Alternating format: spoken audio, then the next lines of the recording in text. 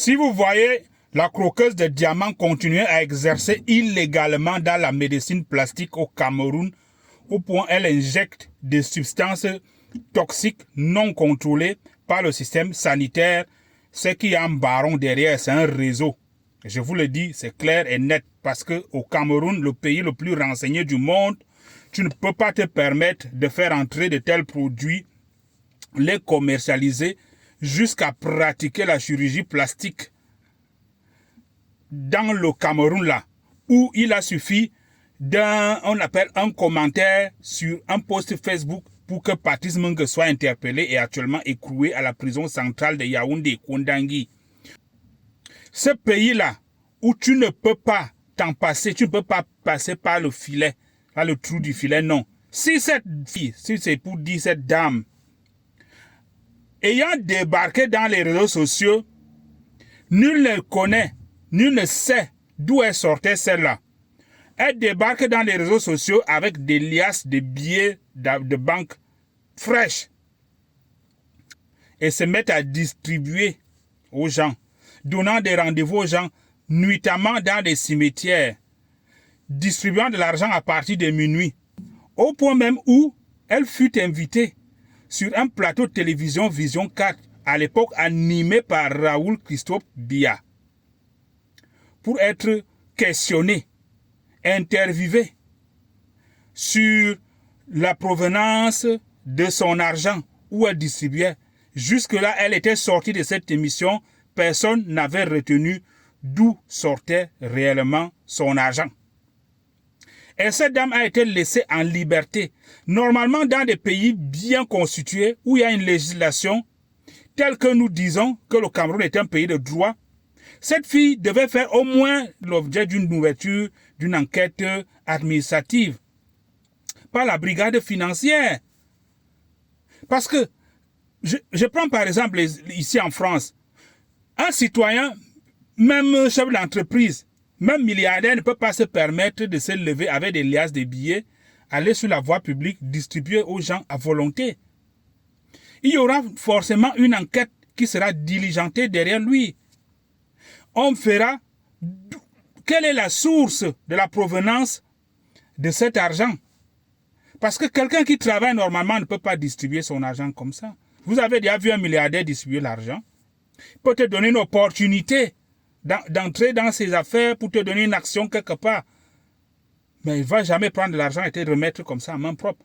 Alors, la brigade financière du Cameroun, je sais qu'il y en a.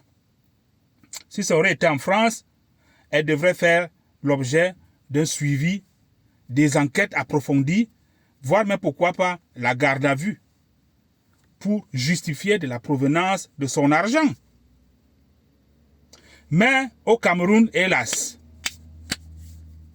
elle a fait son show, donc du coup, elle a émergé, elle s'est dit, bon, je peux passer à autre chose, fini l'argent, fini la distribution de l'argent. Actuellement, elle injecte des substances non vérifiées, où personne ne sait d'où ces substances proviennent. Elle injecte ça dans les fesses des femmes. Elle exerce dans la médecine plastique, chirurgie plastique, en injectant des produits aux femmes. Elle n'a jamais fait une formation en médecine, ni même, je sais pas, ni même aller à l'école pour apprendre même un peu le début même de la médecine. Ça dit qu'elle s'est levée comme ça en toute illégalité. Elle est allée dans un réseau, elle a pris des produits, elle est venue faire sa pub sur Internet, elle a commencé à avoir des clientes. Parce que c'est ça qui est compliqué à comprendre. Elle a commencé à avoir des clientes qui sont venues faire confiance, donner leur corps pour qu'elle injecte ces produits dans leurs fesses. Comme on dit, tout dans les fesses, rien dans la tête. Les filles, laissez-moi vous dire quelque chose, hein, et ça va vous choquer. Nous les hommes, nous savons identifier les fausses fesses et les vraies fesses. C'est-à-dire que tu peux marcher devant moi avec ton potin, là, la façon que ça bouge, je saurai que c'est un faux ou c'est un vrai. Et même si c'est un vrai, tu peux avoir un gros potin, ça n'empêche pas un homme, s'il va aller voir ailleurs, d'aller voir. Vous devez comprendre ça. Sauf si vous voulez vous en servir, ça comme la marchandise, après ça pourrit, vous pleurez partout, vous tombez partout.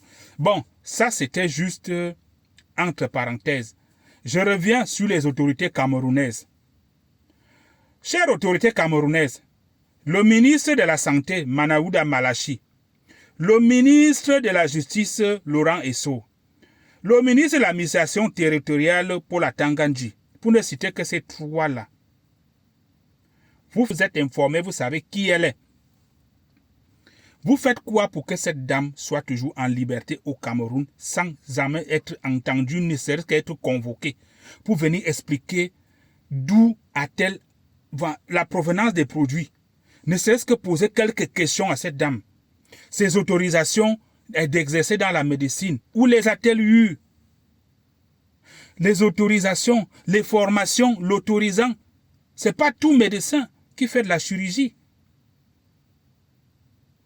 Il y a des médecins, c'est pas tout médecin pour injecter des produits aux gens. Vous avez contrôlé ces produits, chères autorités.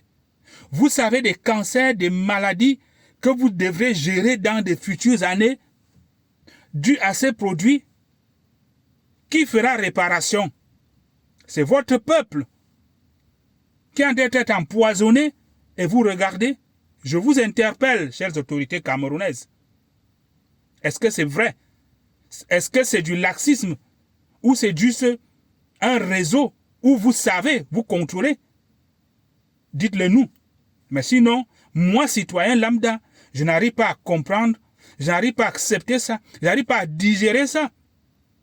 Que dans mon pays, on peut se lever, exercer dans la médecine illégalement avec des produits dont nous ne savons la provenance. Et vous regardez, vous laissez faire. Croqueuse de diamant l'a fait encore quoi dehors?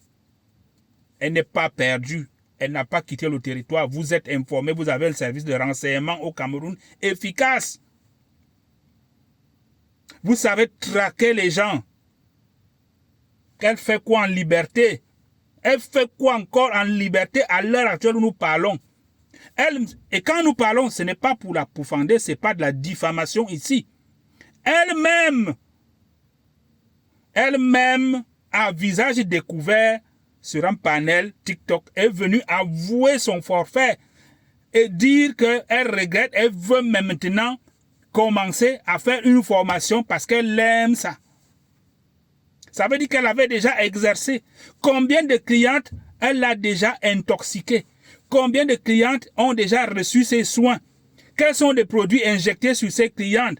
Est-ce qu'il y a un suivi de ces clientes pour voir leur état de santé, pour voir quels sont les produits qui ont été injectés sur ces clientes? C'est la question qu'aujourd'hui, nous devons poser clairement. Chères autorités camerounaises, s'il vous plaît, faites quelque chose. Interpellez cette dame, qu'elle vienne expliquer aux Camerounais. Et puis, s'il y a des réparations à faire, qu'elle s'apprête à faire réparation sur ses clientes. Et quant à vous, les chères clientes de Croqueuse de diamant, moi je vous conseille, continuez à y aller. On ne va pas vous empêcher d'aller. Allez-y, allez-y. Il n'y a pas de problème. Allez vous coucher, étalez vos fesses, on injecte, on met des produits dedans. Vous voulez être... Allez-y. C'était Patrick Solo. Abonnez-vous pour ne pas rater les prochaines vidéos. Et à bientôt. Et ciao, ciao, ciao. Partagez la vidéo, les amis.